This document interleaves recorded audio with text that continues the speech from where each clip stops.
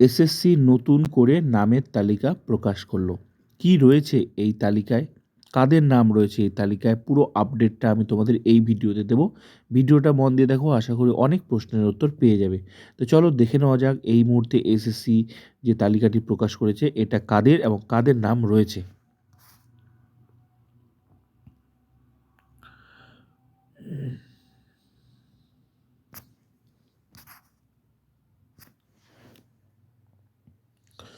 দু সালের এসএসসিতে সিবিআই তালিকা অনুযায়ী দাগি অথচ তারা চাকরি পাননি এমন শিক্ষক শিক্ষাকর্মী পদপ্রার্থীর নামের তালিকা বুধবার রাতে প্রকাশ করল স্কুল সার্ভিস কমিশন। এমন শিক্ষক পদপ্রার্থী দাগি চাকরি প্রার্থীর সংখ্যা 250 এবং শিক্ষাকর্মীর সংখ্যা 1853। এই তালিকায় এই তালিকায় এমন চাকরি প্রার্থীদের নাম আছে যাদের নিয়োগ হয়নি ঠিকই, কিন্তু তারা অপেক্ষমাণ বা ওয়েটিং লিস্টে ছিলেন।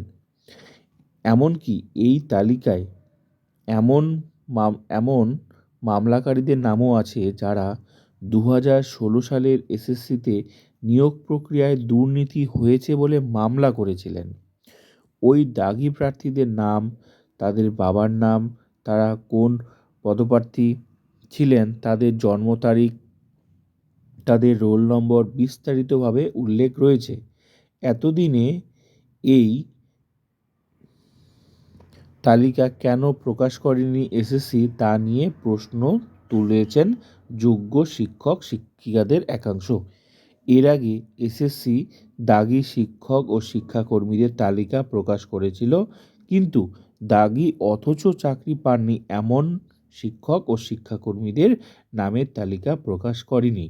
তো যে নামের তালিকা প্রকাশ করেছে তোমরা দেখতে পাচ্ছ এসএসসি ওয়েবসাইটে এই মুহূর্তে, যেখানে 21 তারিখের মধ্যে 11-12 ফাইনাল প্যানেল প্রকাশ করবে।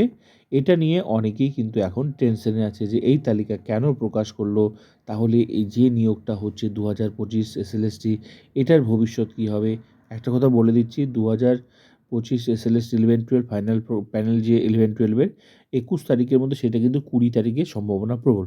টার্গেট রেখেছে 21 তারিখের মধ্যেই প্রকাশ করবে, কিন্তু 20 তারিখেই আশা করি তোমরা পেয়ে যাবে। হ্যাঁ, আর 9-10-এর ভেরিফিকেশন কিন্তু এর পরে শুরু হবে, সেটা ফেব্রুয়ারি মাসের শেষের দিকে বা মার্চের শুরুতে। তো এই মুহূর্তে অনেকেই প্রশ্ন করছে এই মুহূর্তে যে তালিকাটা প্রকাশ করলো, দুটো তালিকা কেন প্রকাশ করলো এই মুহূর্তে, এটা নিয়ে অনেকে প্রশ্ন করছে।